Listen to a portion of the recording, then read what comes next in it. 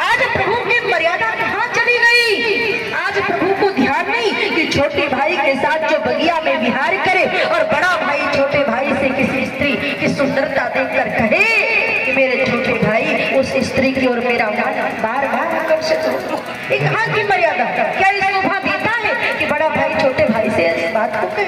नहीं शोभा देता। तो आज मेरे प्रभु को क्या हो गया कि मर्यादा का ध्यान नहीं रख रहे और श्रृंगार रचना अपने छोटे भाई की उसके सामने करने लगे। तो ध्यान से सुनिएगा, यहाँ पर बड़े सुंदर ढंग से मर्यादा का जतन किया गया है। आप कहेंगे कैसे?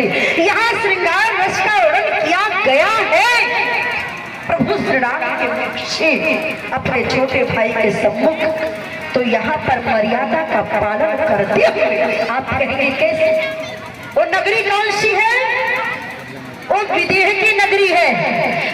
और दूसरी बात, यदि श्रोता संसारी हो तो श्रृंगार रस का वर्णन करना पाप कहलाता है। और यहाँ प्रभु के सम्मुख श्रृंगारी श्रोता नहीं है, बैरागी श्रोता है, संसारी भी नहीं है, बैरागी श्रोता है।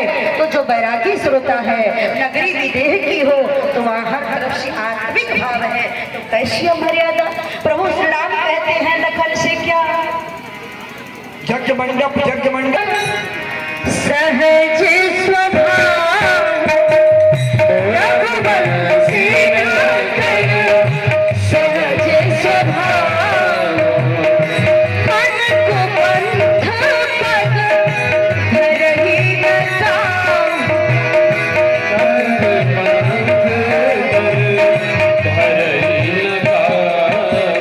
वही अतिशय प्रतीति मन की, वही अतिशय प्रतीति मन की, सपने हो नहीं पर नारी नहीं।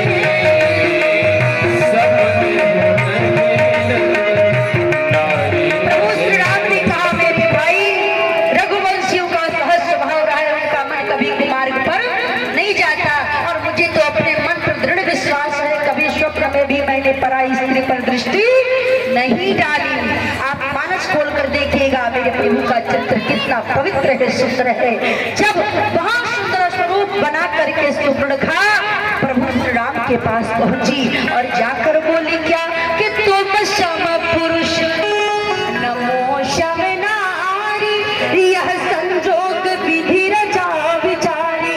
सुपर्णखा ने कहा आपके समान कोई सुंदर पुरुष नहीं, मेरे समान कोई सुंदर नारी नहीं, मतलब आप मेरे साथ विवाह कर लीजिए। आज का कोई साधारण मानव होता तो शायद एक मिनट के लिए हम विश्वास कर भी सकते हैं, विवाह के लिए तैयार भी हो जाता। लेकिन मेरे प्रभु राष्ट्र के नायक हैं, लोक के नायक हैं, समाज के नायक हैं। उनका स्वयं का कुछ प्राइवेट नहीं, हर क्षण प्रतिपल उनका समाज के लिए है, राष्ट्र के लिए है, देश के लिए।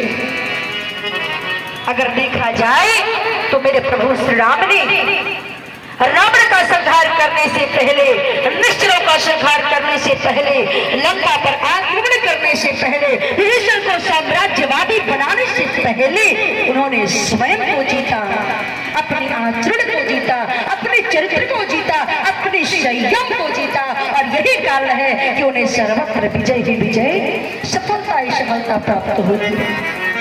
कहते हैं कि प्रकृति की प्राणियों की त्यागियों से प्रीति होती है, प्रकृति के प्राणियों की त्यागियों से प्रीति होती है। और जिसका हो चरित्र उज्जवल उसी की जीत होती है, उसी की जीत होती है। जिसका चरित्र सुंदर उसे हर क्षण, हर समय, हर स्थान पर उसे सफलता विजय प्राप्त। मेरे प्रभु श्री राम की बात की जाए, उन्होंने अपने जीवन में अपने भक्तों को हर प्रकार का सुख दिया, हर प्रकार का सुख दिया, लेकिन दो चीज किसी को नहीं दिया। क्या क्या सुख दिया और क्या दो चीज नहीं दिया? ध्यान से सुनिएगा कि तरस सुख दीन्हा प्रभु, तरस सुख दीन्हा प्रभु, मनुष्य रूपा कि परस सुख दीन्हा मुनि पत्नी बिचारी को, किसी सुख दीन्हा प्रभु कौशल पुरवारी,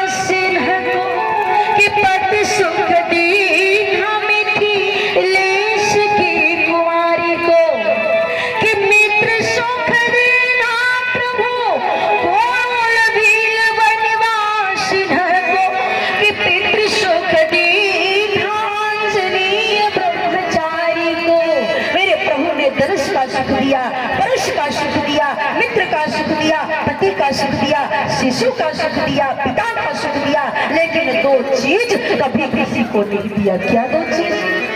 कि सर्वदा दीन्हा प्रभु दान द्वय न दीन्हा राम। क्या? कि शत्रु को न पीठ, कि शत्रु को न पीठ ना दीठ पर नारी को, शत्रु को न पीठ न दीठ पर। मेरे ठाकुर जी का चरित्र इतना सुंदर